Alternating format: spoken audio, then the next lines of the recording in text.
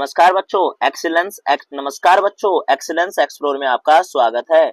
बच्चों आज हम चैप्टर स्टार्ट करते हैं जिसका पहला फर्स्ट वीडियो मैंने डाल दिया है। अंतरराष्ट्रीय संगठन यूएनओ, यानी कि यूएनओ का जो सिंबल बताया था मैंने आपको, ये जैतून की पत्तियां हैं और अंदर क्या है बच्चों, ये वर्ल्ड मैप बना पड़ा है। तो ये वर्ल्ड मैप जो है बच्चों, इसके चारों तरफ जैतून की पत्तियां शांति का प्रतीक चिन्ह होती हैं। ये पत्तियां विश्व शांति को संकेत करती हैं। ये चीज मैंने आपको पहले भी बताई थी और एक बार और आपको समझ में आ गया होगा। आपको ये भी बता दिया गया है कि अगस्त 1941 में, कब बच्चों, अगस्त 1941 में अमेरिकी राष्ट्रपति रूजवेल्ट और ब्रितानी प्रधानमंत्री चर्चिल, उन्होंने क्या किया था बच्चों, अटलांटिक चार्टर तैयार किया था। ये भी आपको बच्चों समझ में आ चुका है। यूएनओ बना कब था बच्चों, 24 अक्टूबर 1945 को बना था। और बच्चों जब ये बना उस समय टोटल मूल संस्थापक देश कितने थे बच्चों, 51 संस्थापक देश थे। ये भी मैंने आपको बता रखा है। 23 अक्टूबर 1945 को कौन शामिल होता है बच्चों, यूएनओ के अंदर भारत शामिल होता है। और आपको ये भी पता है कि पहला विश्व युद्ध हुआ था बच्चों 1914 से लेकर 1918। उसके बाद क्या बना था बच्चों, लीग ऑफ नेशन बना था। और ये लीग ऑफ नेशन फेल हुआ क्योंकि सेकंड वर्ल्ड वॉर हुआ था कब बच्चों, 1939 से लेकर 1945। तो हम बोल सकते हैं बच्चों कि यूएनओ किसका उत्तराधिकारी है, लीग ऑफ नेशन का उत्तराधिकारी है। और मैंने आपसे डिस्कस कर लिया था कि संयुक्त राष्ट्र संघ की संरचना के प्रमुख अंग कितने बच्चों, 6 हैं। एक है बच्चों आम सभा, सुरक्षा परिषद, अंतर्राष्ट्रीय न्यायालय, सचिवालय और न्यासिता परिषद और आर्थिक एवं सामाजिक परिषद। इनमें से 6 का मुख्यालय में से 5 का मुख्यालय न्यूयॉर्क अमेरिका में है और जो अंतर्राष्ट्रीय न्यायालय है उसका मुख्यालय कहाँ पे बच्चों, द हेग नीदरलैंड। इन 5 में से 6 अंगों में से 5 अंग काम कर रहे हैं, एक अंग काम नहीं कर रहा। कौन सा बच्चों, न्यासिता परिषद। और ये कब से काम नहीं कर रहा बच्चों, 1994 से। कब, इसमें कौन सा देश बाहर निकला था, पलाऊ देश बाहर निकला था। ये मैंने आपको बता दिया है। अब बच्चों हम बात करते हैं सुरक्षा परिषद की स्थायी और अस्थायी सदस्य के मानदंड क्या हैं, मतलब स्थायी और अस्थायी सदस्यता में शामिल कौन हो सकता है। तो बच्चों पहले बात आती है कैसे, जैसे तुम पढ़ोगे यहाँ पे सबसे पहला पॉइंट लिखा है, आबादी की दृष्टि से सबसे बड़ा राष्ट्र होना चाहिए, स्थिर लोकतंत्र होना चाहिए, मानवाधिकारों की रक्षा करने वाला होना चाहिए, उभरती हुई आर्थिक ताकत होनी चाहिए, बजट में लगातार योगदान देने वाला होना चाहिए, शांति बहाली में योगदान देने वाला होना चाहिए और सैन्य ताकत मजबूत होनी चाहिए। और ऐसा देश जो अपने भूगोल, अर्थव्यवस्था एवं संस्कृति के लिहाज से विश्व में विविधता प्रदर्शित करता हो, उस देश को यूएनओ की सुरक्षा परिषद की स्थायी और अस्थायी सदस्यता में शामिल किया जा सकता है।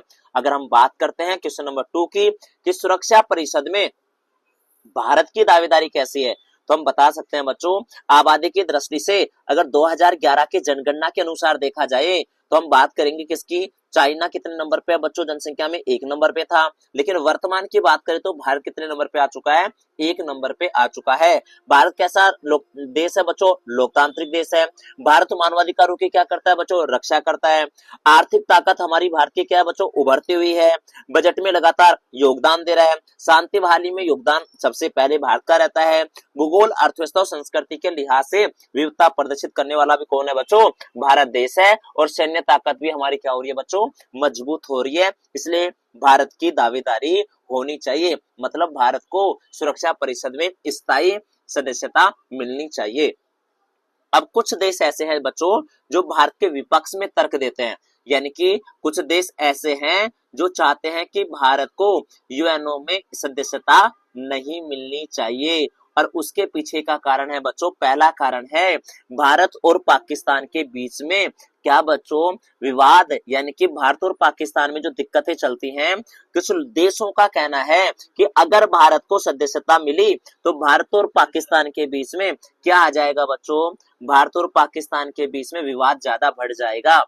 भारत चाहता है कि वह संयुक्त राष्ट्र संघ की सुरक्षा परिषद में निषेधाधिकार संपन्न वीटोधारी सदस्य बने, लेकिन कुछ देश सुरक्षा परिषद में भारत को स्थायी सदस्यता का विरोध करते हैं। सिर्फ पड़ोसी पाकिस्तान ही नहीं जिनके साथ भारत के संबंध दिक्कत तलब रहे हैं, बल्कि कुछ और देश भी चाहते हैं कि भारत को सुरक्षा परिषद में वीटोधारी स्थायी सदस्यता नहीं मिले।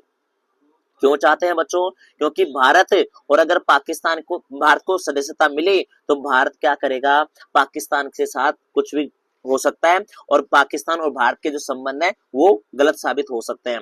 दूसरा पॉइंट आता है बच्चों, अगर भारत को शामिल करोगे तो भारत के साथ साथ ब्राजील, जर्मनी, जापान और इन सदस्यों को भी शामिल करना पड़ेगा, क्योंकि इनकी भी अर्थव्यवस्था क्या है बच्चों, उभरती हुई अर्थव्यवस्था है। और अगर भारत को शामिल करना है तो भारत के अलावा बहुत सारे, जैसे देखेंगे तो भारत के अलावा अफ्रीका और दक्षिण अमेरिका के महाद्वीपों के कुछ सदस्यों को पहले शामिल करना चाहिए, क्योंकि एशिया महाद्वीप से चाइना और आ चुका है, ये भी ध्यान रखना।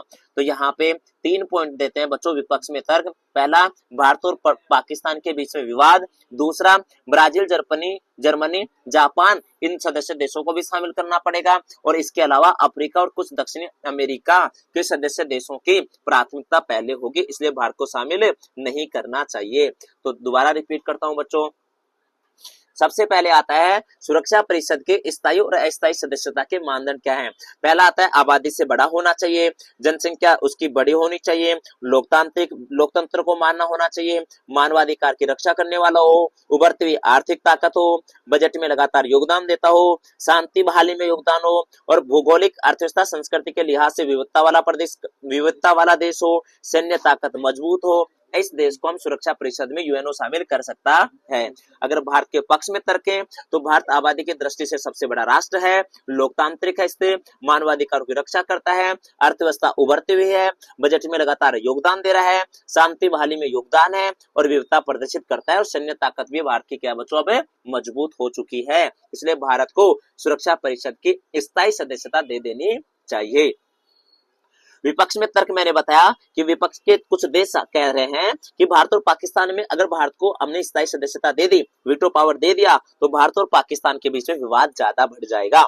दूसरा कारण, अगर भारत को स्थायी सदस्यता देते हो तो भारत के साथ साथ ब्राजील, जर्मनी, जापान इनकी भी अर्थव्यवस्था उभरती हुई है, इनको भी शामिल करना पड़ेगा। तीसरा पॉइंट, अफ्रीका और दक्षिण अमेरिका जैसे महाद्वीपों से कुछ देशों को ज्यादा शामिल करना चाहिए। अब बात आती है बच्चों, वेरी मोस्ट इंपोर्टेंट क्वेश्चन डाल देना, शीत युद्ध के बाद यूएनओ में सुधार। तो शीत युद्ध के बाद यूएनओ में सुधार दो प्रकार से हो सकते हैं। एक तो संगठन की बनावट यानी कि उसके इंफ्रास्ट्रक्चर में, एक आता है बच्चों न्याय के जो मुद्दे आते हैं उसमें सुधार किया जा सकता है। तो संगठन की बनावट में 4 पॉइंट है और न्यायाधिकार में आने वाले मुद्दों में 2 पॉइंट है। सबसे पहले बात करते हैं बच्चों हम लोग संगठन की बनावट व प्रक्रिया में सुधार।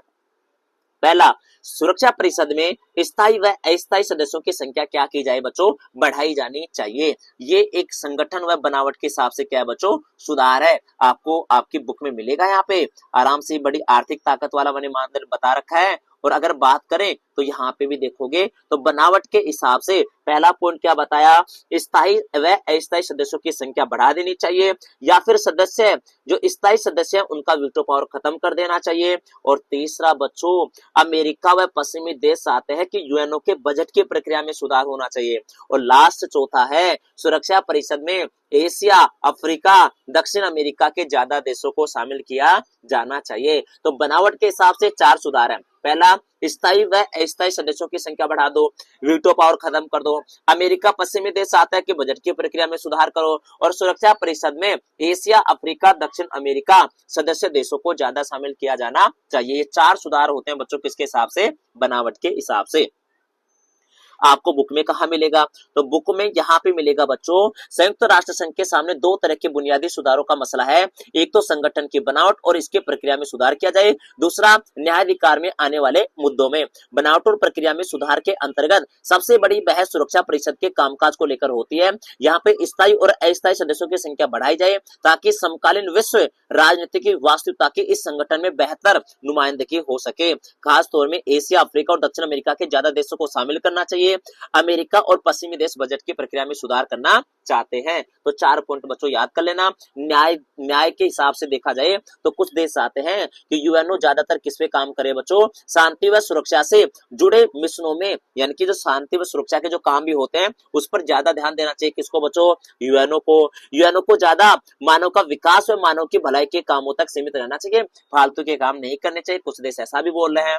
तो अगर बनावट के हिसाब से सुधार करना है तो 2 तरीके से सुधार कर सकते हैं, एक तो संगठन की बनावट और एक न्यायाधिकार में आने वाले मुद्दों के हिसाब से। तो सुरक्षा में इसमें बनावट के हिसाब से 4 पॉइंट लिखना है बच्चों। सुरक्षा परिषद में स्थायी व अस्थायी सदस्यों की संख्या बढ़ा देनी चाहिए या फिर वीटो पावर खत्म कर देना चाहिए। अमेरिका पश्चिमी देश आता है, यूएनओ की बजट की प्रक्रिया में सुधार होना चाहिए। सुरक्षा परिषद में एशिया, अफ्रीका, दक्षिण अमेरिका के ज्यादा देशों को शामिल किया जाना चाहिए। अगर बात करें बच्चों न्यायाधिकार में, तो न्यायाधिकार में यूएनओ को शांति व सुरक्षा से जुड़े मिशनों पर ज्यादा काम करना चाहिए। यूएनओ को मानव का विकास और मानवीय भलाई तक कामों तक ही सीमित रहना चाहिए। ये 3 थी बच्चों, 4 और 2 6, यानी कि टोटल शीत युद्ध में अगर सुधार आता है तो आपको इस तरह से बताना पड़ेगा। यहाँ पे देख सकते हो कुछ देश और विशेषज्ञ चाहते हैं कि यह संगठन शांति व सुरक्षा से जुड़े मिशनों पर ज्यादा प्रभावकारी तथा अच्छी बड़ी भूमिका निभाए और इच्छा है कि मानवीय विकास तथा मानवीय भलाई के काम जैसे स्वास्थ्य हुआ, शिक्षा हुआ, पर्यावरण हुआ,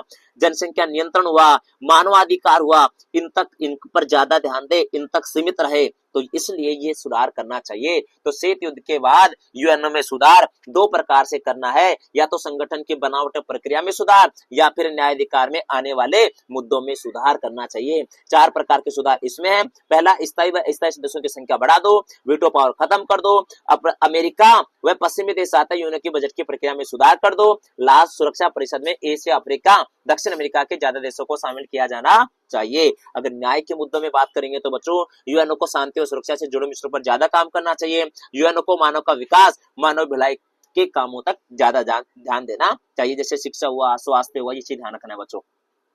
ठीक है बच्चों। एक लास्ट टॉपिक आता है बच्चों, यूएनओ में सुधार को लेकर भारत का मत क्या है। तो बदलते हुए विश्व में भारत चाहता है कि यूएनओ की क्या है बच्चों, मजबूती होनी चाहिए, यानी कि यूएनओ मजबूत होना चाहिए, भारत चाहता है। और भारत ये भी चाहता है कि यूएनओ को ज्यादातर किसके लिए, शांति व सुरक्षा के लिए काम करना चाहिए। यूएनओ को ज्यादा मानव के विकास के लिए काम करना चाहिए, शिक्षा पे ध्यान दो, स्वास्थ्य पे ध्यान दो, जनसंख्या नियंत्रण पे ध्यान देना चाहिए। किसको बच्चों, यूएनओ को। और या फिर अगर करना है तो स्थायी व अस्थायी सदस्यों की संख्या बढ़ा दो, ये भी चाहता है कौन, भारत। तो यूएनओ के सुधार को लेकर भारत के मत कितने बच्चों, 4 हैं। यूएनओ की मजबूती जरूरी है, यूएनओ को शांति और सुरक्षा के लिए काम करना चाहिए, मानव के विकास के लिए ज्यादा ध्यान देना चाहिए और अस्थायी व अस्थायी सदस्यों की संख्या भी बढ़ा देनी चाहिए। ये कौन चाह रहा है बच्चों, ये चाहता है कौन, भारत।